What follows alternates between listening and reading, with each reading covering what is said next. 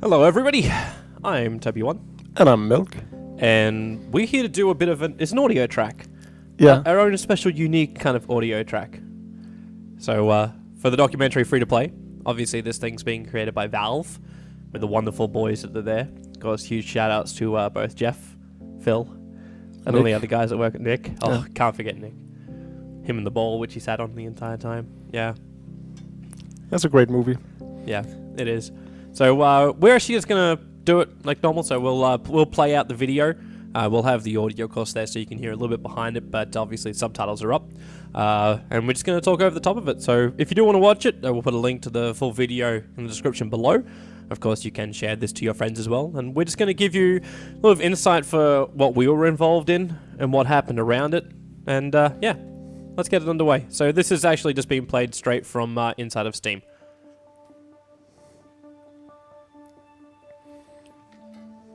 Is starting. It's funny, actually. A lot of people don't seem to know this, but Zhou, the Chinese player, and I were both supposed to be in Free to Play as well.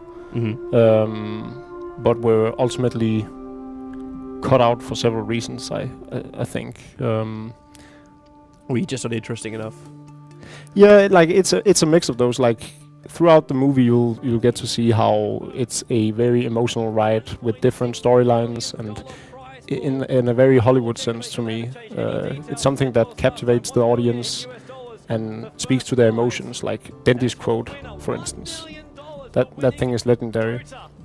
And so we had this documentary crew follow us around and talk about stuff in our life and such things. And then I think this was almost 2.5 years underway. Yeah, well, this all started back at TI1. Yeah. Obviously, like, it was meant to be surrounded by TI1, and that was the only thing. But they started this, in fact, before that, like 6 months before TI began. They started doing some filming for this. Yeah. Because the original goal, I believe, was to have this released shortly after TI1. Like, it was only meant to be maybe 15, 20 minutes long, and a nice little short thing that gave you a bit of insight into TI1 and into Dota, so people were like, hey, I know about this, and then it ended up just becoming a whole different kind of beast. Yeah, it's a funny story. Like Jeff Unai, who's the producer, I suppose, or the director. What do you call it when it's a documentary? The creator. The creator. Can you say that, because it's like they were all being one team. Yeah, he's probably the mastermind behind it. Oh, yeah. In a sense. Well, the guy was like, he was a cameraman on Avatar. No, it wasn't just a cameraman. He actually animated all the heads and faces in Avatar. Really? Yeah, and so he after leaving New Zealand after recording Avatar, he went to Valve Studios, and one day at lunch, he had Gabe Newell sit down with him and ask him, what do you want to do? Or something like that. I can't remember it exactly. This conversation is almost 3 years ago, but apparently Jeff had said, well, he'd love to do a storyline behind this game, Dota 2, and follow some of the people involved in it, because it's a huge thing, right? And so Gabe had just said, yeah, that's a great idea, you should do it. And I think it just sort of snowballed from there and got bigger and bigger and better and better. And suddenly they spent almost 3 years creating it. Oh, it was a bloody long time, man. It was a bloody long time. Yeah, I still remember when they started shooting some of these things with my trip to Valve, and so long ago. The whole thing was so long ago. Yeah, I got an email from IceFrog. Is that actually Caldor? No, I can't. That looked like Caldor. Yeah, but he hasn't played. He's never been a player. Yeah, that's true, but this was just like footage from ESL. Yeah. God, I love how they do this. The blending of the full machinima effect coming into this. Some of these clips are just so amazingly done. Yeah. I can't wait until they actually bring in like full Dota 2 support for Source Filmmaker. It's going to give people so much more freedom to create things. Hey, Slash. I haven't seen him since TI. Well, he kind of disappeared for a while. Like, he was always a guy that was focused on his work. Dota was just something he did fun on the side. Hey, this guy I know. God, such a douchebag. Oh, this guy I know. Look at those beautiful Again, eyes. more of a douchebag. Did you ever feel like weird when they were shooting you doing that? Like, how they actually do the set for that? I got into a room at Valve. This was actually only just last year, I think. No, this was at TI2. During TI2, they asked me to come into one of their offices and just sit down and pretend to be playing. So that was actually shot like that. I was just sitting in a room with nothing. was there at least something on the screen, or was just because I was noticing like your fingers were moving at a rate? Oh, I had to. Just like they had to sit there and say, just slowly hit the keys. I actually had Facebook open and just were asked to pretend to be playing. I'm micro my friends. Yeah, you'll see a clip of me later where I sit with my hands. Oh, this was a great tournament actually. This is me again. That was one of the first major tournaments, like the Dota League LAN, I believe, was like the first Dota LAN in Europe, next to like ESWC and things like that. DreamHack and ESWC had obviously been there before that. But yeah, Dota League Masters or whatever it was called. Yeah. Teams went down there like from across Europe for €1,000. Imagine that, like teams investing tens of thousands into going, and or not tens of thousands, but a lot of money into going, right? And then I think we finished second place and got €300. Worth it, totally worth it. Oh, there we are. Oh, look at the young Maelk in MYM. Oh my God, that's from 2006. Where do they find a lot of these pictures? It's just embarrassing. I remember this footage though. This was that was like SMM. Yeah. That was in Malaysia. That was a crazy event. That was the blue screen LAN. That was the blue screen LAN. I don't know if you remember it. Yeah, with Demon. Yeah. And Fear. Yeah. Oh yeah, that was when this is from Dota League Masters as well. Well, a lot of this footage came direct. Look at this screen. I can never understand how Cinderin plays like that. No, that's very odd to me as well. It's like, well, I have a 16:9 wonderful high definition screen. No, I'm going to do the same resolution as my laptop because that's what I'm used to. Yeah. That's actually the reason he does it. Like I saw him when he was boot camping here for TI2, 3? TI2. Oh, no, they boot camp. He was part of Mousebots. Oh, okay, yeah, that's so yeah, it was for TI3, and he had his laptop there. I'm like looking at this going, you get a huge ass screen when you put everything else on, but you get your laptop which has your game, yeah. I mean, you can't help but wonder if he would have been a better player if he had played on regular settings rather than... Does he have like... Is he short visioned? I don't know. Maybe we should ask him at some point. I thought you knew him quite well. I thought I knew him quite well. Never asked that question to him. Clinton as a basketball player. How weird would you be for this kind of shot? It's like, I want to look like a boss. He actually looks like a boss in that shot. It's like, I got myself my nice, clean shirt, I got my tennis racket, the green mood. It's, yeah. Yeah. Professional looking. I mean, tennis is a bit of an arrogant sport, isn't it? Well, don't say that. I used to play tennis. It seems so posh. Yeah, it is. To a point. Yeah, it is. Diablo. I never liked that game.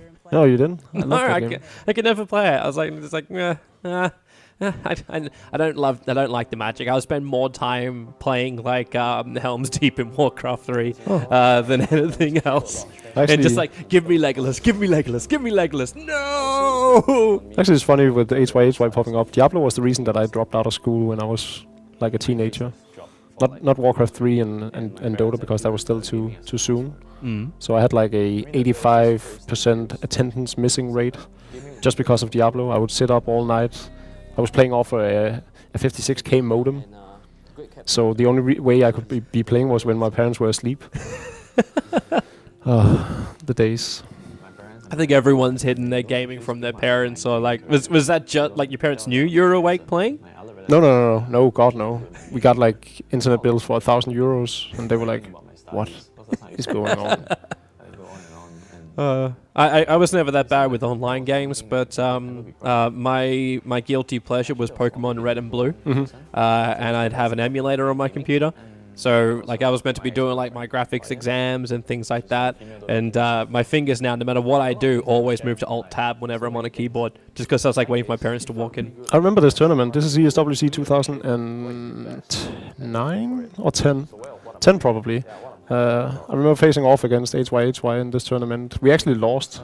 This was a game where Ice on Visage dropped his items because they beat us so handedly. But ultimately, they crashed out of the tournament and we finished third place. And HYHY supposedly actually teared up and had to go to the men's room and be cheered up by his girlfriend. They seemed like a very nice couple. It's funny, a lot of people seem to think that there's this grudge between HY and I. Yeah, don't you hate each other? Yeah, in reality, I respect him a lot, and I was actually, well, when Valve reached out and asked for players to follow around the documentary and asking for Asian players, HY was instantly the guy I recommended, because he's just like an all-around nice guy. He has a long history and background in Dota the same way I do, and I think we're sort of each other's equivalent, although he's a lot more handsome than I am, but aside from that, this is so funny with Dendy. It's still kind of crazy to think he used to do that kind of stuff, but it also fits him absolutely perfectly that he did all this kind of stuff. Yeah, that's a quirky kid we all know. But my grandma helped us to get our first computer. His family is such an amazing family too.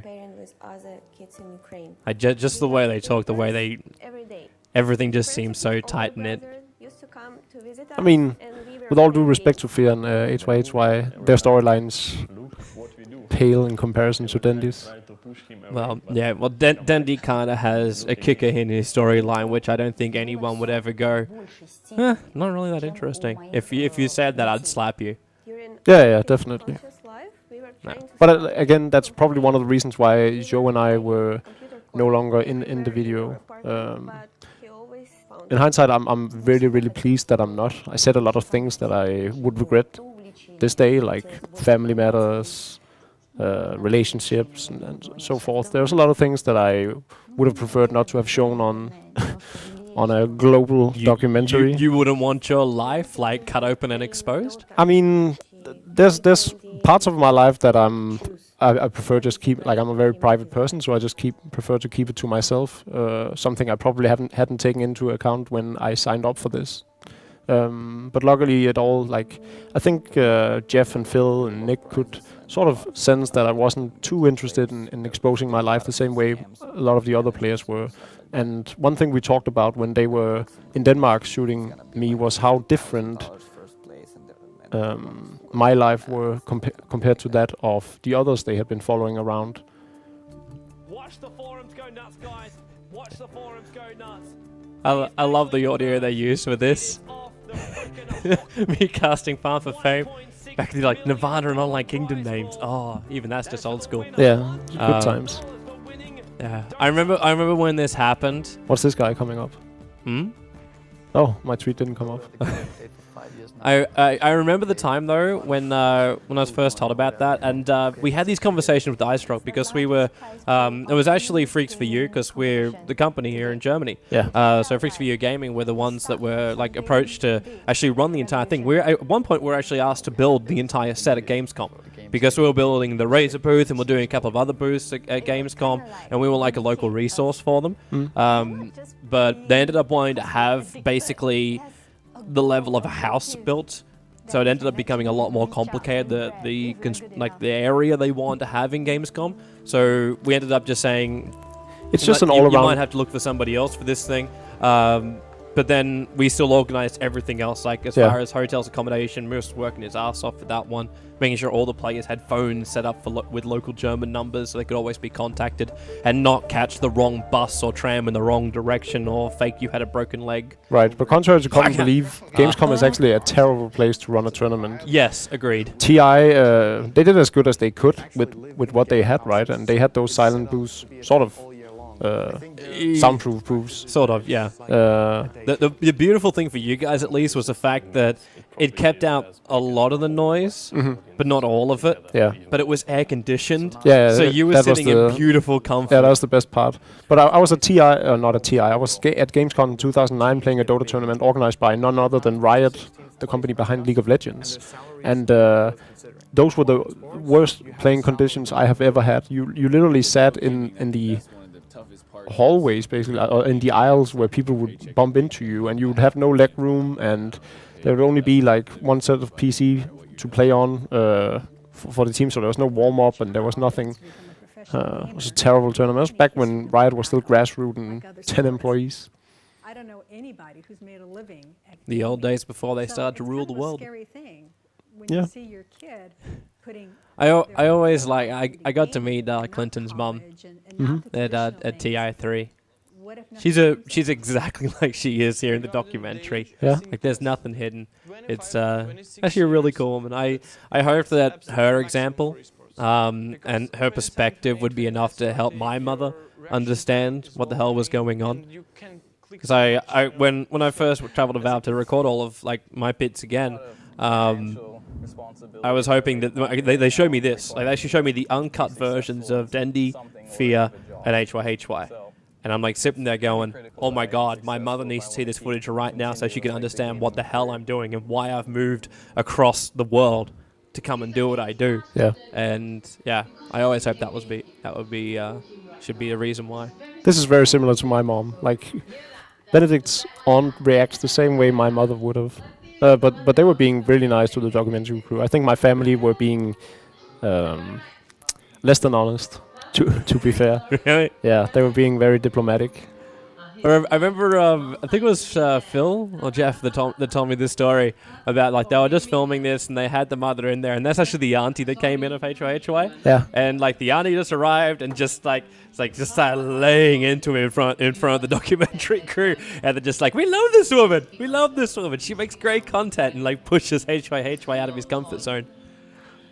A lot of the time, it's like when you have a documentary crew following you around, whenever they're not recording and you start easing up and relaxing, that's where a lot of the good stuff happens. And then they'll ask you to reproduce that on camera. It's actually a weird feeling, how you have to talk to the camera. It's a lot more difficult than you'd expect. Yeah. I remember I had 4 days locked in a room with them. Basically, we were in there we did like 2-3 hour sessions, I think, each day. We were there, and you just feel so exhausted, and it didn't help too that I was insanely jet lagged going over to America. And then I had also the guys from Bungie were trying to take me out every night to get me drunk at the local bars. I'm just like, no, not tonight, guys, not tonight. Whoops, hit the mouse. Yeah, but it was really good fun once you got used to it. But yeah, it was draining because they like ask you the same question, say, can you say that the same way? It's a little bit more. Yeah. Tuesday, so one day before the event. Oh, that's Moritz, Yeah. the old project manager of Joint Over. Whole booth construction pretty much finished. Such a young man. Such a beautiful man. I just said that they can't hear each other. Now, I had a word to Dendi about this. Yeah. And a Vorst as well. Now, there's a moment, which I think people can go back through the replays, where I said smoke, and I think I also said gank. Yeah. And Havorst heard both of it, and his Marana leaped into the trees and TP'd out straight away. There was actually a moment when they could actually hear me do that. But Navi also said they knew when the Chinese would come for them, because just before every gank the Chinese were coming in for, they would start to tap their feet on the ground. And they'd actually vibrate the bottom of the stage. So Navi was sitting there on the other side, and they're like, they're coming for us! They're coming for us! Back it up! And yeah, that was that was one of those moments I'm just like, okay, serious? Like Dendi, you knew that? Aww. Oh, that was a good tournament. It was like feeling that all these years of Dota being an underground game compared to other esports like Counter-Strike and Warcraft and Starcraft, we finally made it. And I think a lot of the players who had been around for as long as we could remember had a lot of respect for each other and sort of celebrated. Again, coming off this reputed dispute between HY and HY and myself, it never actually... Like, I think we had one falling out on a Dota All-Stars forum back in 2007, and that's about it. Oh, it was always labeled, like, you guys end up being the poster boys for the East versus West. Yeah. That's what it turned into. And because, like, the LAN events never really brought the Eastern teams to the Western teams and vice versa, like, every time, like, the one time I remember in 2009, when the MYM team with Kuro, I think Pusher was in that one, and they traveled to the Afamosa Resort, and all shit went wrong that event. But that was like the one time a European team's coming over, and all of Southeast Asia and China was like, ooh, let's see what they've got, and then they get completely slapped out during the group stage. It's like, okay, that didn't go too well. Yeah, it's probably a mistake on my end and the team's end to trust Kurokai with that responsibility, because it later turned out that he actually wanted to leave before they took off for Malaysia. When they're walking around, you can see fans running up to them, asking them to sign on their shirt. It's just one of those things that goes to show how incredibly difficult it is to create a roster of 5 people who wants to play together. All I remember is that after the first couple of days, they just split. The team just split. Yeah. I think, was it not even went back to the hotel room? Like they just didn't want to be in the same room as each other. It was, yeah. And Kuro just sat there in the front row, just watching all the games, every single game. Like you could see him there. I was casting on the stage, and every single time, saw this little kid with beady little eyes looking up at the stage, trying to analyze absolutely everything that was being done. He wanted to learn so much of that event. 71 from eHome, the notorious coach of eHome. That was a big part of their success in 2010. Just recognize them as a whole team. You just fear the whole team. Yeah, I really miss some of those brands. Just to bring Nirvana back, to bring Online Kingdom really back. No, neither of those organizations really stood out to me. Both of them seemed like a huge swindle to me, and none of them seemed to be paying their players the way they should have been.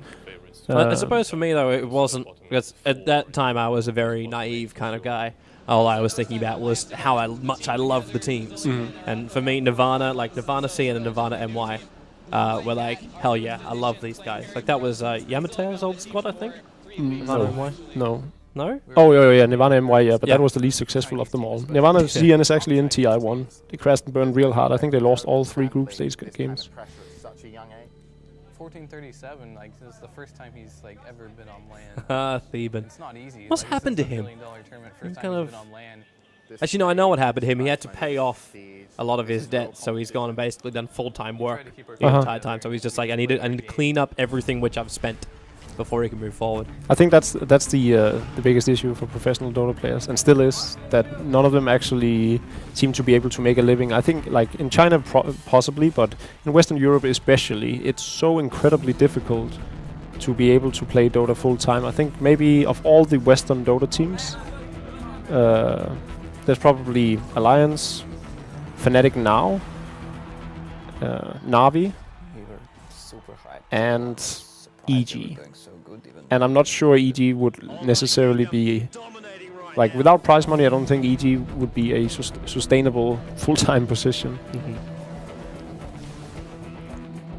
So it's very difficult, and then imagine how hard it is for up-and-coming teams who tries to break through and put in the same amount of hours that the already dominant teams are doing. Teams like Sigma International, for instance. I think they're a great example of a team who doesn't have the financial support that other teams do, and are still trying to compete as best as they can. They're definitely getting closer, though. With the French organization behind them, they're getting a lot stronger. But you're right, trying to break into this scene professionally, and to be fully dedicated, it's a rough ask. That's why so many of it's the same players being used again and again. Also because experience in Dota is just everything. Look at the HUD. Look at the HUD in the background of the screen. Oh, memories. It's funny to see some of the player compositions back in TI1 and see where these players are today, because most of them are actually still playing right. We see so many people who participate in TI1. They're gonna play in TI. They played in TI2, TI3, and some of them are probably gonna be in TI4 as well, or a lot of them even. Well, you actually kind of does it now become the Elite League? Who has played in every single TI? Yeah. Who? Yeah. I can't even begin to think. I know. You can at least go straight through the Na'Vi squad, so you know it's going to be 3 Poppy, Na'Vi guys, Dendi, and Havost. Yeah. Kurogi hadn't actually, because he didn't play TI2, did he? Or maybe he was a stand-in. Oh, he was a stand-in, that's true. He ended up coming in and replacing our Romanian friend, Come With Me, Yeah. I think, because Come With Me couldn't get visa or something went wrong. So technically Kurogi has played in all TIs as well. He played in GGNet, that was the worst team during TI1. GGNet's fail has only been eclipsed by MUFC. Yeah. Yes. Oh, I remember this. I made sure they got this footage. That was a fun time. This for me was when I was always sitting there casting for my little my hovel in Australia, and looked at the European scene, and because I was casting mostly Southeast Asian and Chinese stuff, and then I started casting you guys with Farm for Fame and stuff on Dota League, and I was watching it going, these guys are really entertaining, like they're really good, but I don't know how great they are up against Southeast Asia and China. And when I saw that video come out and I saw the results, because I was casting that tournament with Matt Mordigan, actually, that ESWC, and we were casting it going, holy crap, like it was a foot up the arse is what it really was. And we just sat there going, well, we know this game's going to be a stomp. And just that kind of feeling, like it's at that point you got to respect the Chinese for just how far ahead they were. Oh yeah, definitely. 820 and QQQ had some next level strategies, and then with talent such as Die or Weapon X, or what does he go under today? MMY is his handle today. Now playing for DK. That guy was the very best player in the world in 2010. I sat behind him at ESWC watching him play against Light of Heaven in the middle lane, and he made Light of Heaven look like the biggest newbie in a long time. That was ridiculous. Granted, it was a Lion against the Storm Spirit matchup, but that was... He made me a fan of him that day. A remarkable player. And now he's playing support. And now Light of Heaven's retired. And the school is very determined to stop him from pursuing his chance of going for this contest. So I think this has created a big... I think HY won, if I'm not mistaken, he won ESWC 2009 with Zenith. Right, my memory's getting old, man. We were in San Jose in California. It's quite difficult for us to pull him out right now, I think. You know, he's so adamant. And I saw Ice and HY on the same team again. I said, then how... Yeah, I don't think that's ever gonna happen. What are you going to do? Ice is in like a wonderful position with DK now. Oh, definitely. I think that team is like, it's the team to beat, right? It's everyone's favorite if they have to name one. Like if you have to put your mother's life on it, so to speak, I think most people, like DK would probably come out with a dominating figure. Oh yeah. Well, they're a team which gives everything you want out of a team. As far as like the odds go, like I get the precision of China, I get the dynamicness of Malaysia, and I get the batshit crazy Ice. Yeah, and like what more do I need from a team for me to like love them and invest in them? And some of the most incredible talent that the Asian region has ever produced, right? They have Burning, they have MMY, yep, they have Ice and Mushi. And who am I forgetting? Oh, Lanem. Whoops. Like even my favorite. That's actually a funny story. It's a hypothetical story, because I don't want to get in trouble, but if a player would have met someone who's an originator of a game that we all love to play, said Chinese player may have ended up kneeling before him, crying out of happiness over meeting this person. That was as hypothetical as I could do it, and without naming anyone. I'm pretty sure it's fucking obvious though. But it was such a I was there in the room, and it was such a great experience to witness how much he cared about this and how big of an honor that he saw this. And I think this is the difference in the Chinese to the Western mindset also, that this is them fully, like everything in their lives is Dota. Yeah, and that's their passion. Yeah, that was one thing I could never really understand with the EU players. The first time I was exposed to you guys like, yeah, I'm coming home, I'll play soon. And I was just like, yeah, there's a lot of that lack of That kind commitment. of approach is just so, like, you know you're never going to win a tournament in Southeast Asia when you have an approach like that. I mean, I don't think, like back in 2009, yeah, Southeast Asia were good, but in this day and age, I think that's the most overlooked region, right? Well, I know On Gamers did an article about it recently too, and it's just a crippled scene. It's a crippled scene. There's no investment coming really, apart from a couple of small tournaments here or there, and then one maybe big tournament every year, like the Asian Dota Championship, which like I was at, like that was the biggest thing they had. But with the size of the Philippines, you would think that they could produce some immense talent. Everyone in the Philippines can't play Dota yet. Oh, Dota 2? Yeah, Oh, really? yeah. I thought they were that's- all playing it in their LAN centers. No, it was one of the biggest things that was coming up. But I remember I had this conversation at SMM 2013, 12, 2012, and I was sitting down there with the Mineski events team, and I asked them, "Why isn't Dota 2 strong here? Why is your team still playing Warcraft 3 Dota?" And they said the simple thing is they can't get Dota 2 into the LAN cafes. And the reason why they can't do it is because, actually multiple reasons. One is the ping. You can't have 100 computers connecting to the internet, connecting to Steam, and then everyone downloads Dota 2 and their entire system shuts down. Or beyond that, there's actually like Steam guards in places where you can't have like certain IPs, like too many IPs from one place can't connect in. So then you got limitations on that, and there was no LAN. There was no LAN mode back then. Ah, okay. Which means you couldn't play up against other people as well. Or like Battle.net, so there was no local servers that you could really work with. Like all the servers are currently hosted by a group called eClub for Southeast Asia. I think they even take care of the Australian servers. They took care of the Chinese servers at one point, which I love because it was so it was pirated, the server. Mm-hmm. The server technically wasn't allowed to be in China because it wasn't with Chinese law. So what they actually did was they just had a guy hosting it in his basement. That was the initial Chinese Dota 2 server, just like in someone's basement, and said, "Yeah, this will run." that was it. Yeah, but because the community couldn't play it, and because the players got really frustrated when they played it because they'd always lag or take forever to queue because there wasn't enough people to train up against, they just never transitioned, and it really crippled Southeast Asia to start with. It was like China. Like China's only just had Perfect World set their servers up properly, enough for the world to start, like the entire China to start playing it, which is no easy feat considering the Chinese community. This is actually a great clip of Navi and exactly how their mindset have been throughout time. At this point in time at TI1, they were obviously led by art style. And during TI2 and 3, it was Poppy taking over the reins, but the idea or the philosophy behind their picks has always been the same. It's about having fun, and it's like, I think TI2 describes it best, that they were really, really struggling throughout the group stage, and even like going into the winner brackets, they seemed shaky.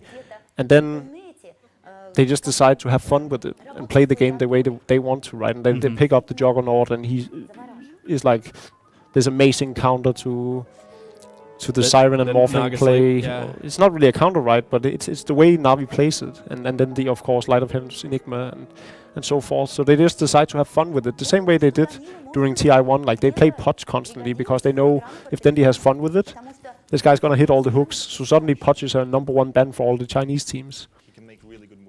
It's also because China never ever played that hero. That's what I love the most about it. Like, you got this set line from China. They push forward together. They move back together. The initiation was here or there. But when you have like these Pudge hooks and you have like one of your teammates being pulled out of this 5-man line, dragged into like the enemy team, like, wait, what are we supposed to do? We jump after this guy, and your line gets broken and you get broken. It's crazy. And God, get that guy off the screen. And his impatience can go too far, and he Hate that guy. lose the game for us.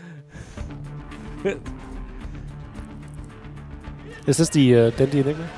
No, that's not yet. That's against the home. Not yet. I loved how another thing that Navi were doing. They had to apply it later on.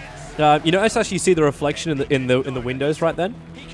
We got reports on day 2 that players could actually see their opponent's screens. Oh yeah. On the glass. Yeah. So what they did was they added like this frosting to the mid glass, so you couldn't actually see the other side.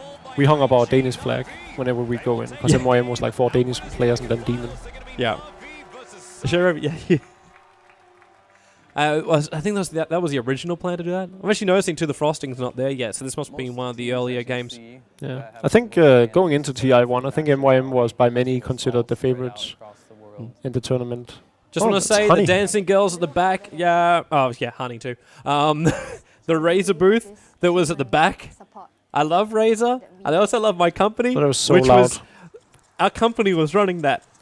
Freaks for You Gaming were the ones that actually built that stage and were running it. In fact, I think the mixing desk that we used to have here in the studio was the same one that was giving us absolute hell.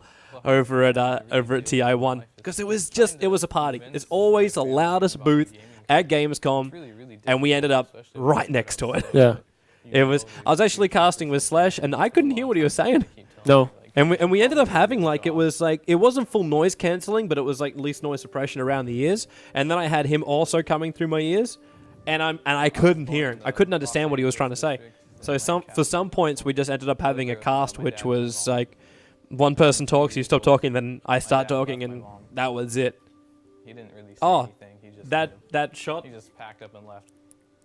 Small thing which people don't know about, but you can go back and watch it. He was actually drinking a bottle of beer. Oh, really? Yeah, and He was pretending to be out running, and then he was sitting drinking a beer. Yeah. It was, and they photoshopped it because they went in and actually edited the footage and replaced it with a water bottle because they're like, probably shouldn't have him drinking an alcoholic beverage, and yeah, so this small little thing just made me think of it as like looking at the bottle, going, yeah. I don't know if I was allowed to share that or not, but I don't think we're under an NDA. It's a level of trust. I don't recall having signed it anyways. That was actually one fun thing too. Like, never signed an NDA for Valve, ever. Like, not once. No, it's a lot trust based. Yeah, and once you abuse their trust, you're screwed. Yeah. But like when I went to Bungie, I had to sign like 3 different things to get myself actually into their offices to say hello to people. Nothing more than that. But Valve was like, yeah, have a walkthrough. Taking a couple of I remember when I went to my visit, I was taking pictures of a couple of the concept arts that were there. And like I just had Finol standing next to me. I'm like, hey Finol, like, what can I take pictures of? And he's just like, let me remove this one, this one, this one, this one. Take a picture of the rest. It's fine. I have a crazy sleeping schedule. Yeah, I mean, European team, so like I think a lot of people are ridiculous hours or wake up at ridiculous they're afraid to step on someone's toes, especially when that someone is Valve or Ice Frog. So maybe they just know that no one's gonna abuse their trust. Yeah, I think whenever that has happened in the past, they might have been quick to just sever all ties. Right? I've seen some of the Chinese people who's been leaking stuff about TI. I haven't seen them around afterwards. There was like this girl who leaked something. I don't think she ever came back. Yeah, she linked the initial invitations, like it was Invictus Gaming Invitations, I think, where she grabbed and took a picture of and said, "Hey, this is out." So there's like 5 million extra followers on Weibo. Yeah, I was like, yeah, but oh shit, now I can't be trusted again. Yeah. There's always that kind of stuff. That's how leaks end up happening, and when you have like a reliable source was the information. I look at that and just go, with how exclusive a lot of this information is, there's probably 5 reliable sources. It's not going to take too much to work out which one betrayed your trust. Oh, definitely not. That's why I'm interested to see what happens with the the invitations this year, because it's going to be like normally it's like the defending champion, and then you have a Chinese team which releases early, and then everyone starts to release. I think this year is probably the easiest year of all to determine the invites. Yeah. I mean, of course, there's less invites to be made, so the last ones aren't as shaky. And then secondly, it's just been so very top heavy that it's only really Europe you can question whether you bring in an extra Russian team or what you do. But I personally find the invites to be very, very straightforward, and I'll be damned if I have a single one wrong. I put my list up, so I... Oh, did you? Yeah. I'll write mine down, but not put it up. I put it on Facebook, so... okay. Yeah. I'm pretty sure I'm 95% of the money for my list. Because it's the last 2 are the difficult ones. Like, if it's going to be like the last team from China, if Newbie gets in or not. It's Jimmy Ho. Yeah. The man who's... I've never had an ego a Dota brother. I want to call him this because this is the term we used to use back in Australia for like Call of Duty players. You're basically called a slut. Because you're in so many teams? Bingo. So you're just a stand-in. You just jump from team to team to team to team. I mean, knowing Jimmy really well and talking to him very often, I know that it's not his desire to do so, and that he's actually been excluded from teams that he put a lot of heart and soul into, past him leaving EG, obviously.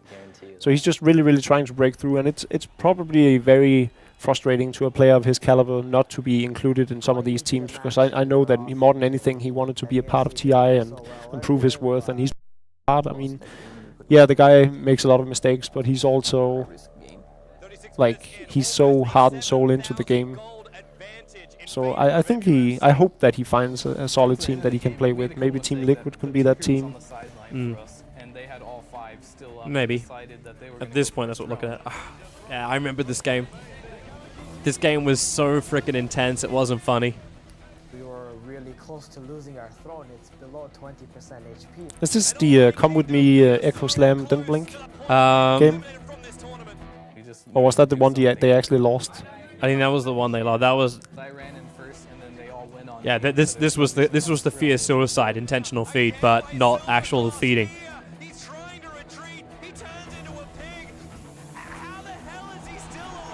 The fact that they just kept fighting, and like Mass Serpent was with the creep wave there, and they pick him up. God, I really miss like international Dota, like the international Dota. There's just something that's so like. I mean, to be frank, I don't think TI3 at all came close to that of TI1 and 2. The height of the games and so forth. See, for me, I mean, the grand finals, obviously. But throughout the tournament, I feel there were so many lackluster games that didn't have the amount of action and prestige involved the same way we saw. I didn't cast any of those. I was so happy with TI3 with the games I got to cast. Like, I got to cast some of the best Dota out there. These guys were playing an insane great games. I'm not saying, like, people played on the highest level, no doubt, yeah, but... It's I don't know, maybe it's because I was sitting in different positions from being a player in the first two and then suddenly just sitting analyzing all the little flaws and mistakes and pick, like, the strategy and everything around it. There was a lot of, to me back then, a lot of question marks were raised. But throughout I was, like, you could ask the guys in the Valve production room, I was very spot on with all my guesses. My predictions for the lineups and so forth. There was actually a lot of him and I had a bit of a competition. I think he actually came out on top though. That guy is next level brainy in regards to Dota. Actually, got to give a huge shout out to Light of Heaven. He kept me sane during TI3. Yeah. Because I was like completely sick as a dog. Like you saw me. I think everyone was. I was passing out in the back room, and Light of Heaven and I just sat there in front of the TV they had in the back room, and we were just watching the games. And he wouldn't stop talking about the games and about decoding it. I'm just like I'm taking everything in that he's saying. And it ended up being a very soothing kind of voice because I just had Dota strats coming into my head, and then I'd pass out, and then I'd wake back up again. He'd just start again. Yeah. I think the rumor was that one of the Chinese teams brought over the flu, and then each and every player at the event and because it went through the air conditioning in the hotel room was what most. And we were sitting like we were on the panel, James and Bruno and Melina and I think at one point we were all sick. Maybe Bruno wasn't. Not entirely sure, but James and I were sick as dogs, and it was so hard to, like, I was sweating and feeling so terrible, and I couldn't breathe. Some of the time I had to cough, so I just had to sit down and be quiet, basically, because otherwise I would just cough off my lungs. Hey, all I'm saying is, man, at least you didn't have to control TI camera work while trying to actually hit a mute button so you could actually like blow your nose. So I needed one hand for the mouse, one hand for the mute button, and one hand for the tissue to apply to my nose. And you notice then I'm missing an extra hand there. I know exactly what HY is going through here. Like, I remember TI1 when we lost. I would call home and I would be so disappointed. I'd be on my phone with my previous girlfriend at the time, and like the disappointment in everything, like yourself, your team, how the turnout of the event was, the brackets, the strategies. I should have just done that differently and everything. And somehow you end up, like, I think a lot of players, regardless of whether they're professional or not, they can sort of understand the perspective where you feel like you did everything in your power and then everyone else is to blame. Like, that's sort of the Dota mentality. Oh, we're losing? Oh, let's find someone on the team to blame. I think, I mean, mistakenly, I probably did that back then. I remember a lot of us talked about how we felt a certain player on our team had been lackluster and sort of led to our demise. But in reality, eHome just played a lot better and actually had the grasp of the strategies down to the wire. Like, Doombringer, Furion, Storm Spirit. That was their core, and they ran that a lot, and that was just so good. And we were still stuck in this almost 6.48 kind of playstyle where we wanted Sand Kings and Linas and whatnot. Beastmaster, and didn't really pan out the way we expected it to. I mean, we beat IG handedly.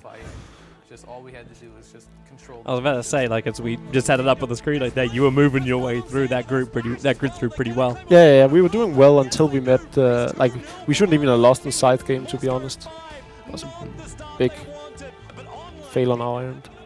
We were so close to winning. And as in Moscow 5. Few mistakes that occurred in the Back in the days with freaking with PGG, that was the full-on Russians.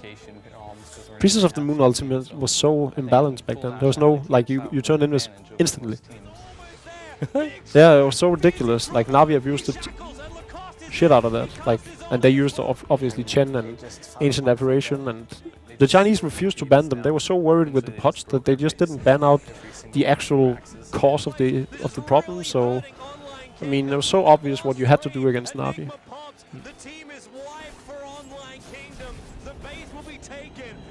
But no one could ever do it. No. Not until the grand final, at least. I'm not spoiling anything. Seriously, if you don't know the results of TI1, by now, you deserve to be spoiled. See, they take home $25,000 for a 6th place, still more than any Dota team had ever won on a 1st place. Well, it's probably more than what any Dota team would win an entire year, just having that 25k. I mean, MYM on its good runs, we won a fair amount yearly. I mean, not probably a bit more than that, but not much more than that. But I mean, that just speaks to how important this tournament was, and I think everyone expected that this was a one-time thing. I saw this as a marketing plot for Valve. I did not expect a TI2, so I just took it all in and had it as a big experience, right? Because it was amazing. And we were treated, like, for the first time ever, really, we were treated as stars, like we were lodged in proper hotels, and people treated us professionally and with respect, and this is something Dota players are not used to. I mean, we tried ESWC, right, and granted they did put us in nice hotels in 2009 at least, but Dota was still this underground game and really, really paled in comparison to Counter-Strike and StarCraft. So this was the first time we had our thing. And when things happen, you just do your best and continue going forward. Luckily, it wasn't the last. Yeah. I mean, deep down inside, so many things came from this TI1. Work out like, TI1 came, and then everyone was like, wait, this game actually is on a huge scale, and it did exactly what it was meant to do.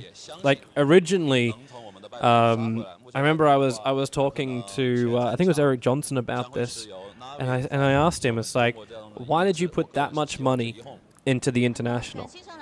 And his answer was quite simple. Would I rather spend $2 or $2.5 million, which is how much it would cost to run the entire thing and then pay the prize money for it too? Would I rather spend that much money on billboards and advertising campaigns and things like that, or would I rather spend the money on something which actually develops the game, develops the scene? Yeah, I think both so that's Riot where and TI Valve came from. have that right. It's a proven success story for both of them that if they spend this on... Well, Riot does both sides of the coin.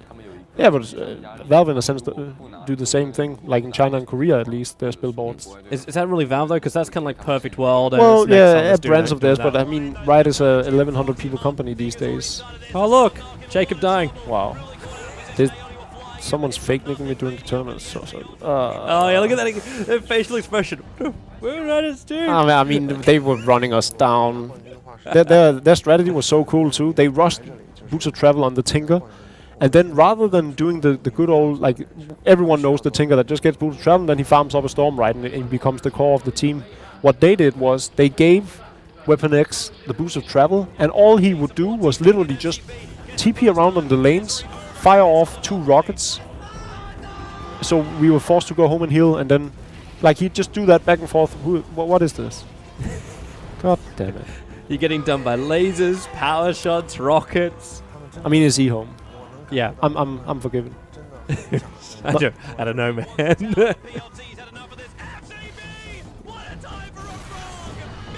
FCB is Larnem. Yeah. I remember actually having to re-record a lot of that kind of stuff. But for those guys who actually don't know, all of the commentary that you hear in this documentary is 100% re-recorded.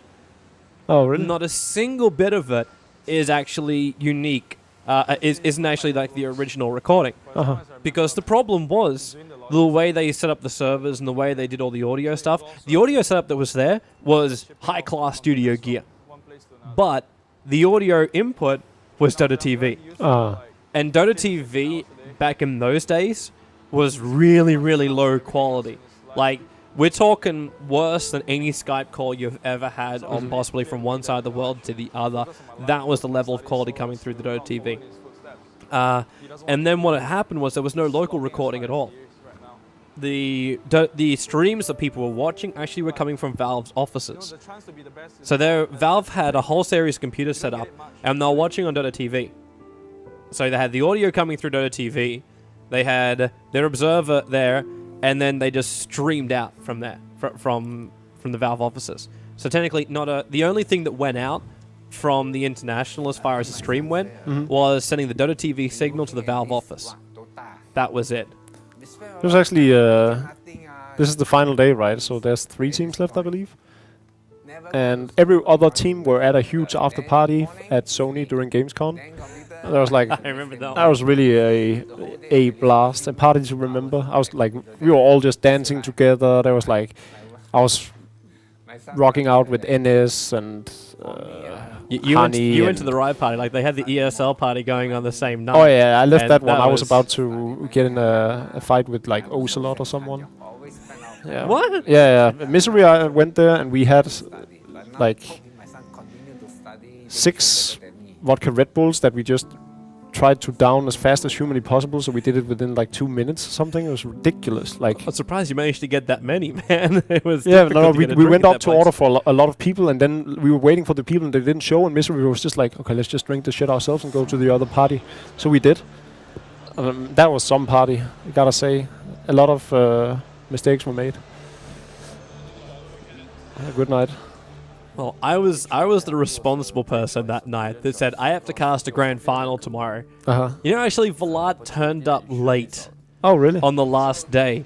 Like, we were originally waiting for him, and then they just said, no, we can't wait any longer. We've got to stop this up. And Vlad actually, I believe, I don't know if he missed the first game, but he definitely missed the draft of the first game. So I think it was like one of the guys from Valve just set up the computer so it was in there. So when he got there, all he had to do was just, like, watch and talk. And yeah, I think he ended up having like 1 hour's sleep before the match, and then just came in and was just... Oh yeah, he was at the Sony party, now that you say. He was next to NS. Yeah, we were dancing, having fun. I was the responsible guy that went back to the hotel room and slept. I was the most irresponsible guy. Good night. Good times. Yeah. This is the SF pickup. There was a bug with SF, wasn't there? His armor was showing up as 1 at the first level, when the actual amount of armor was actually 0. So there was not exactly game breaking. No, but there was an extra bug. Because I remember where people like talking about the SF, and they're like, "Oh, was that really gonna work?" Oh, and they're like, technically there was a bug. It wasn't as strong as I thought it should have been. Against the playstyle that eHome had, it definitely wouldn't work. In the trees, stay in the trees. Don't just stay in the trees.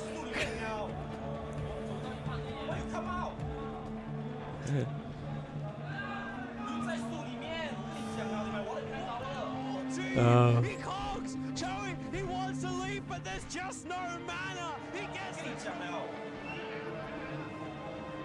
Chowi was a really nice player. I wonder what happened to him. Sorry, which one? Chowi. Yeah, what did happen to him? Did they go to League? Probably did, huh? Possibly. A lot of Southeast Asia transitioned over. When Garena basically stopped having Dota on their platform, and they just they originally pushed through HON, and then they pushed through League of Legends, and the entire Southeast Asia said, hey, why are we still playing Dota? Right. And there was no legitimate reason they could say why they were still playing it. There was just so many other competitions with so much more money and so much more potential in those games. Look at that, taking home 150,000. Yet they're still depressed. Double the amount that I've finished 4th place right behind them. I still remember this team though, because it was this team kind of came together for the competition. Like Ice, like he was spending more time playing StarCraft than anything else. Like Ice was the guy that actually switched to League of Legends. I think the misconception was that a lot of the teams actually. had different amounts of practice in Dota 2, because in reality all the teams had the same amount of practice. It was even for all of them. Including the Chinese. I don't know if ID was actually in a tournament leading up to before the tournament, and that's why they didn't practice. That was actually one of the major reasons for it. There was I can't remember which tournament it was. I think it might have actually been the World Dota Championships. Yeah, I think it was. That was like 2 weeks before the international. Yeah. So all the players were like, "No, we want to focus on this tournament because it's the biggest thing, and we know it's real. So we're going to focus on that," which means they had to play Warcraft 3 Dota the thing is, until like 2 weeks beforehand, and then they wanted to have a bit of a break before they traveled, and then they got there, and it was the Chinese had access. Valve made sure they had access to play the game, but they never made the most out of it. They never actually used the access. They still thought the tournament was a joke. I mean, tournament wasn't real. Boot camped for 90 days leading up to the international, but we only had Dota 2 for 10 days, and we didn't know specifically how many heroes would be included and everything. So it's like the boot camp was more or less a waste, right? Because at the time that we finally got our hands on Dota 2, we were all so flustered and like tired from the boot camp itself. And like the practice, everyone thought that the team of Angel and Miguel, what were they called in the tournament? Like they had Eden Fish, who ended up having the worst statistics in TI history. Oh, Nevo. No, Nevo, yeah. Everyone thought they would actually win the tournament because they were dominating in those, like that week we had to practice. Like whenever you'd sit and scrim them, they would just tear the living hell out of you. They would use like cheesy stuff, like because the hero pool was so limited, there was probably 40 heroes in total, if even. Yeah. And what they would pick was just get their hands on Lich and Enigma every game and deny the shit out of you. Like you couldn't do anything. You lost 2 lanes guaranteed. Didn't even at one point they used to be running the dual deny lane? Yeah, like exactly. It was like off lane. It was like, and both at the same time. And they would just push you so hard with Rasta and stuff, and like no one knew how to like accommodate to this. And then when we finally got to the tournament, they were just the worst of them all. Like there was them and GG Net. Those guys were just doing so poorly. Yeah, GG Net, the only team to actually still not have a single win. I think MUFC at least got 1 win. Actually, no. At TI3, MUFC actually didn't win a single. No, they went on game. 16 or something. Yeah, and then they lost their game straight up during the double elimination bracket. Yeah, it was. That's pretty terrible. Yeah. To that point, there was no other team apart from GG Net that lost every single game. A team I'd really hoped to see more of was we saw them at TI1, Myth Trust. Yeah. They were like so... Kel's morphling was amazing. Yeah, but like they had such an entertaining playstyle. Like when we played against them, they was like insanely difficult to play against. They had like Earthshaker and Rogue Knight roaming around on us, and there was nothing we could do about it. We just lose our lanes. Finally, we won the game through like a very lucky Faceless Void ultimate. He actually missed. He whiffed the ultimate. So Playmate was the one playing the Faceless Void, and what he yelled was like, "Fuck!" because he thought he just cost us the game. In reality, what his Chronosphere did was they were standing on the ramp into our base, and the Chronosphere blocked out the entire team of theirs. They weren't in the Chrono, but they couldn't come closer because of the Chrono. And then the Doombringer was caught inside our base, not in the Chrono, but he was on that other side of the bubble. So no one was in the Chrono, but it was perfect because they couldn't have been further away. And then we ended up taking down the Doombringer that was their main carry. Oh, that was a beautiful thing. He was like, fuck. And then when everyone realized what was going on, I was like, yeah! Intentional. Totally intentional. These backstage rooms, like, from TI1 to TI2 is a huge improvement because we had these 2 minute little rooms with almost no space available. There was like 2 couches, and they were they were really, really warm. Yeah, and you actually ended up getting kicked out of there for a couple of times because they were also like the press room. So when Eric Johnson was doing interviews with people, they had to like push the players out for a while. So like again, reiterating my previous statement about Gamescom being the worst possible place to throw a tournament. That definitely holds true. God, you're not allowed to judge me if I cry during this, by the way. No. The edition we saw at TI3 is actually different than the one that was the final release. The final release is a lot better, I feel. They cut out a lot of stuff that Too Good said, actually. I think it was upon realizing that at the time that they were recording what he was saying, he had no idea what he was talking about. Because this was before he was into Dota. I just... When I first saw this, and for the first time I saw this in its entirety was actually at TI3. Like I saw little parts of it and just like, holy crap. But I remember at TI3, I had the worst possible thing happen to me. I was actually in that special area with all the Valve people up the back. I'm like, oh, this is so awesome. And I found myself sitting almost smack bang in the middle of everybody. And then about 30 minutes in, I'm like, crap, I need to pee. Oh God. And I'm just like, I'm not going to miss a minute of this. I know it's going to take me about 3 minutes for a deadbolt to get to the toilet and get back in again. And I got through like the next 20 minutes before we get to this story point. And at this point, I just completely forgot I needed to pee. I'm not saying I wet myself in the middle of TI. Oh, I know you did. But I ended up sitting there, and I was next to Nick the entire time, and I'm like sick as a dog. So I'm like blowing my nose. I'm feeling like crap, and I watch this, and I start bawling. I just start completely bawling, and I'm like uncontrollably crying, and Nick is just like, yes. What the fuck? You're not allowed to say yes when someone's crying their eyes out. That he was so proud of what he made, I think, because it was for those people that don't know, like I lost my father when I was 5, like to cancer. So when I was watching this kind of stuff, like I was like, holy crap! Like then you went through something very, very similar, and yeah, it's at that moment where you just. The emotions start flying. That's a beautiful movie. I think some part of me were more excited about getting to see the movie at TI3 than actually watching the games at TI3, which is a terrible thing to say when you're a panelist, but this movie just meant a lot to a lot of us, especially the ones who've been a part of it. Regardless of whether or not I'm in the actual movie anymore, I know the people behind it. I know these stories. I've seen it all unfold and everything. And these are people I've been living with for 10 years, right? I've been living with Dendy. I've been living with Fear. I've been living with HY and Loda and everyone. They've been a part of my life, whether I want it or not. And even if it's only online and so forth, they've been a part of who I am. So it's been like this movie means a hell of a lot to a lot of us, I think. Yeah. For me, this movie meant something more. This was the ability to expose what we do, the lives we lead, the game we play, to the world.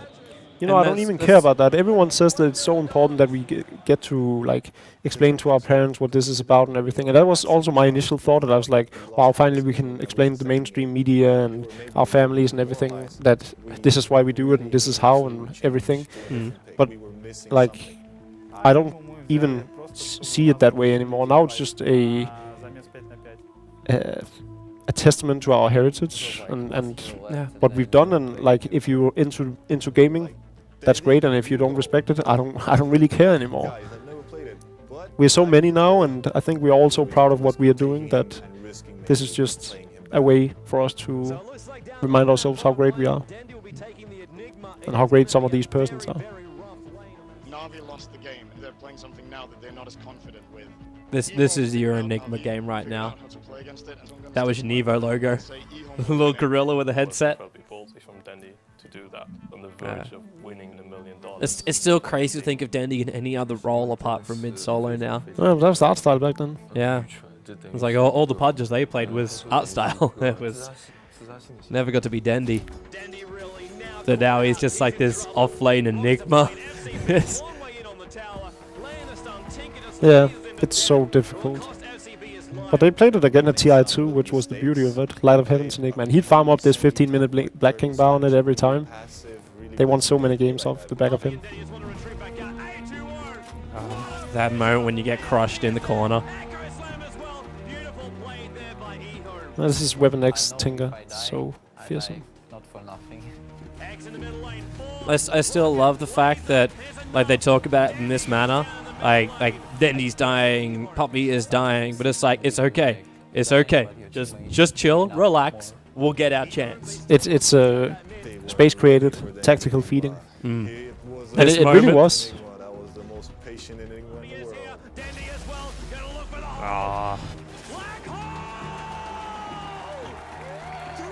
Woo!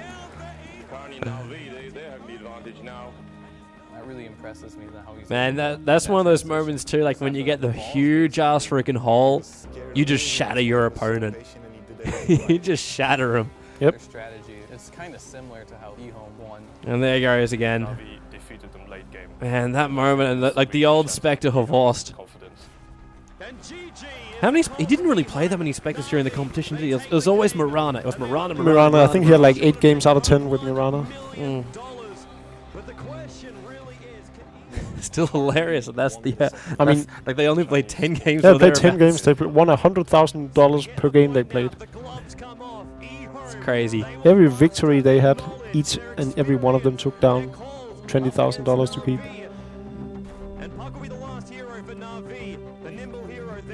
I mean, I'm not complaining. Played 8, I got 80. Oh, damn, my took that cut. Oh, I could watch this Machinima stuff all day. This is the original $1 million coil. Yeah, that's true. Like, it's kind of hilarious that like you put the $1 million coil on S4 as well for his coil on that bottom, but at the same time you look at it and just going, actually. The thing is, Navi wasn't under the same kind of pressure during TI1, where Dendy's coil was happening the same way that the Alliance Navi Grand Final of TI3 was, right? It was down to the wire. It was literally down to the wire. The closest game I've ever witnessed in Dota. The most spectacular game I've ever witnessed in Dota. And then in such a setting. So I think S4 more than anything deserves the title of $1 million coil, because that was outstanding. Granted, they had played a terrible Grand Final at TI3. Alliance had, like, if they had lost that, they could really, really be thoroughly disappointed in themselves, because they sucked in the games they lost. At the same time, I think Navi were in like a similar position for a lot of their games. Like the winners bracket final, you look at those games and just go. I remember we were sitting there during the draft going, why are they letting this happen to themselves? Well, Alliance had been so dominant throughout, and then in the grand final they start picking stupidly and playing dumb. And then Navi has been shaky throughout, and then in the grand final they start playing really, really superb. But I think the first 4 games was just like 2 of the first games were completely in Alliance's favor, and the other 2 games were completely in Navi's favor, and then we go into this 5th game where Alliance is just getting completely stormed in the early game, and no one expects Navi to lose it. Yeah. And then this cheeky CK Wisp play comes out, and Navi slips up. I remember this.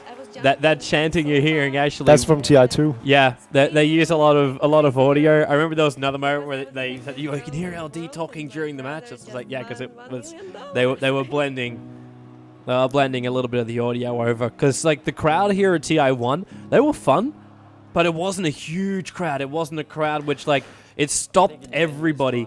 It wasn't the crowd that had paid to go there to watch TI. It was a gaming crowd. They wanted to see, what is this tournament? Why do they have $1.6 million up? What is this game? I mean, it was a very different feel. Yeah, most of them were like probably World of Warcraft players or something.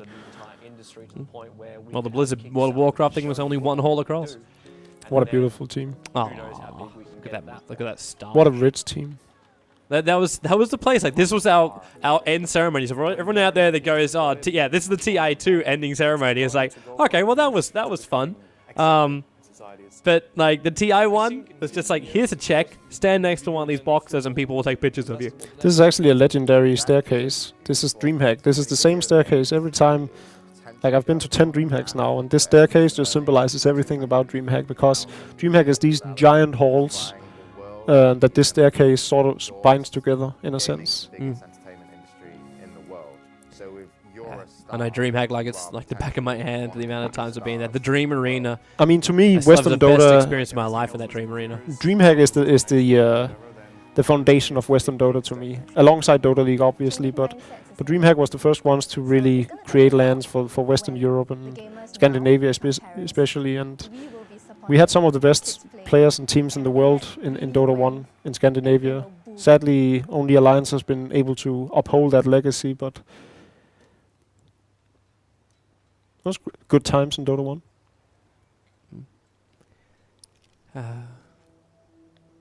So many. I want to go to a LAN event right now. I can't wait till we get to go to the next LAN event. I'm actually getting the chills. What is next LAN? Frankfurt? ESL 1 Frankfurt? Yeah, that's our next big one on the calendar. It's gonna be amazing summer. Having ESL 1 Frankfurt and then TI. And we have another fun one coming up shortly after that too, which is going to be great. Support me more, so it worked out.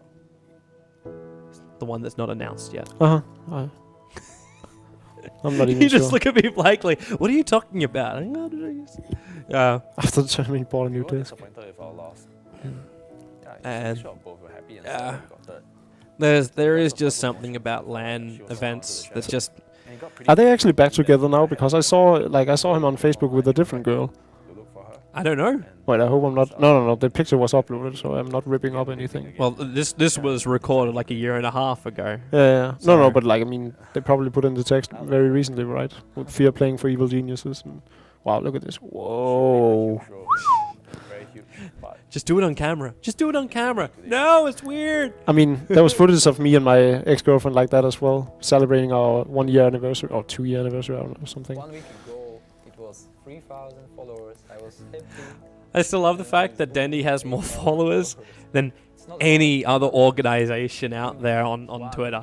Yeah, but they're not dwarfed by League of Legends, but there's so many League of Legends players who have higher numbers. Yeah, you have like Snoopy actually, and Scara and like some of the highest people on Twitter are actually Call of Duty Xbox gamers. Oh yeah. I'm so surprised every time I see that because I know none of them. It's because you got to be part of the console world. Mm-hmm. The console world is actually so much bigger than the PC gaming world. Yeah, I could imagine. I'm sure that he's proud of his son. He's got a beautiful sister. That was the moment I lost it at TI3. Yeah, this one. Yeah, this is when I was gone.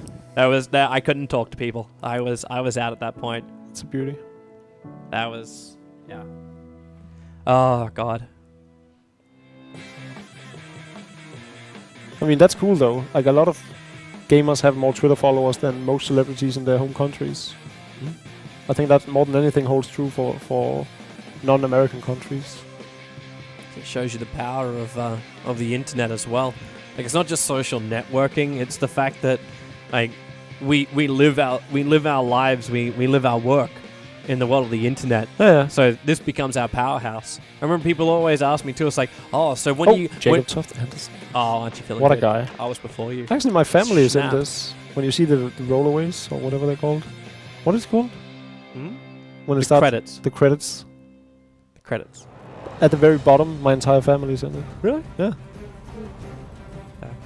But to go back to that last thing I was about to say, a lot of people always ask me, like, when are you going to put your when are you going to put your commentary onto TV? And I'm like, it technically already is. It's just internet TV. Yeah. It's so much easier for people to access on these type of platforms. So you don't need to have it like on the box, for example. It's That's what YouTube and Netflix and whatnot should just start doing that. Like streaming our games or sports in general, but like stream esports. Yeah. All you gotta do is just have a complete mind change for all these other people. Adrian Finol. Yeah. What's up, Finol? Can we pause the credits? Arsenio N. Navarro, that's actually the guy leading the secret shop. Oh yeah, it is too. I got to meet him at DreamHack. Mm-hmm. Yeah. Really cool guy. Really cool guy. Threw us a whole lot of of plushies. I was like, sweet! Let's get these out to the crowd! Oh wait, never gave them out. I don't know what happened to that box. That box arrived on the Dream League stage for the preseason and the finals. I'm like, I ended up giving like 3 or 4 to the crowd, and it just stopped at that point. Dina Nelson. That's a really nice lady at Valve.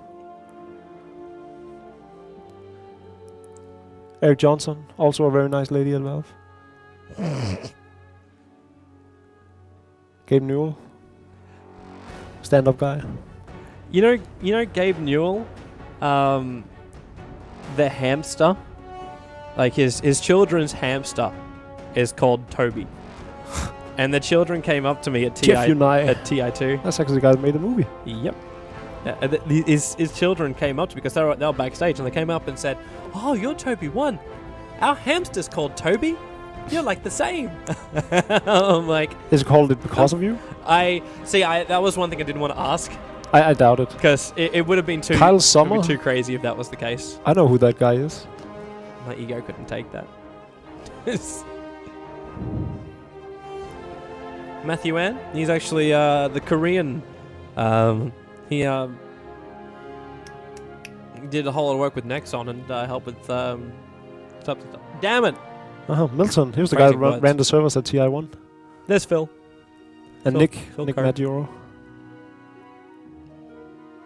More people from the documentary crew. Yeah, Phil Coe actually made Left 4 Dead 2. It was like spearheading Left 4 Dead 2 before he made this movie. Really? Yeah, it's pretty cool. Shake that man's hand. Yeah, that was actually one of the most funny things. Oh, there's Tad. They came to my home, following me around, treating me like this big personality and star that they want, and they were so humble and polite. And then when we sat down and talked like off camera about what they've been doing, I was like, "But I'm your fan. What you are doing is so much cooler than anything I will probably ever amount to. Like you helped make Avatar, a movie that every person in the world knows, and you created Left 4 Dead 2, a game that most people at least know about or played at one point or another." Oh, that was my family. Afterthought for you, were they? So like that was such a weird experience. Like imagine you having, I don't know, like you have some. So Ronaldo comes out and wants to shoot a movie about Toby. That would just be kind of like. Yeah. I don't know why I said Ronaldo when I'm a Messi fan. It's so stupid. It's soccer. Yeah, it's beautiful. I don't mind soccer, but meh. All right. Ever since the bad experience Australia had at the World Cup, I can't give it no. Yeah, but that's the end of the doco. That's the end of the doco. Hopefully, some of the stuff we said entertained you. I know we enjoy watching this kind of stuff. Hopefully, you enjoyed it too. If you want to watch the entire documentary, you know where to go. You can't click a screen right now where it says watch the film. But yeah, I'll put the links in the comment section below. So you can, you in the description below, in the comment section below, you can leave a comment, like this video over on YouTube, and of course follow everything else we do in Dota 2, because we do an awesome amount of games, like a lot of games from all the latest teams in Dota 2.